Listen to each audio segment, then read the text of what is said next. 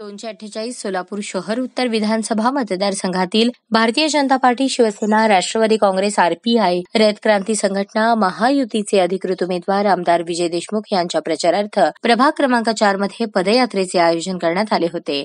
तरडी नाका पोलीस चौकी येथील लक्ष्मण महाराज यांच्या पुतळ्यास पुष्पहार अर्पण करून या पदयात्रेस सुरुवात झाली. वच्छा वच्छा कमळ वच्छा अशा घोषणांनी वडार गल्ली परिसर दुमदुमून गेला होता.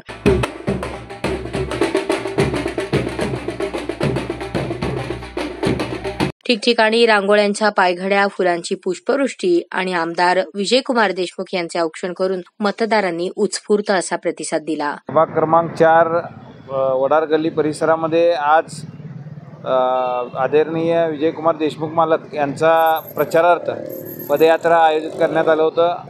अतिशय भव्य असं पदयात्रा होतं. स्वतःहून नागरिकांचा उत्साह होता. या पदयात्रेमध्ये प्रत्येक घरोघरी आदरणीय विजयकुमार देशमुख मालकांचं औक्षण झालं आणि जे लाडक्या बहिणी आहेत ते लाडक्या बहिणी त्यांचं औक्षण करून त्यांना रक्षाबंधन राखी बांधलेले आहेत. प्रत्येक घराघरात अतिशय उत्साहपूर्वक असं त्यांचं स्वागत झालेलं आम्हाला दिसून आलं. याच्यावरनं असं समजतंय की मालकांचं लीड हे तोडणं कुणालाच शक्य नाही.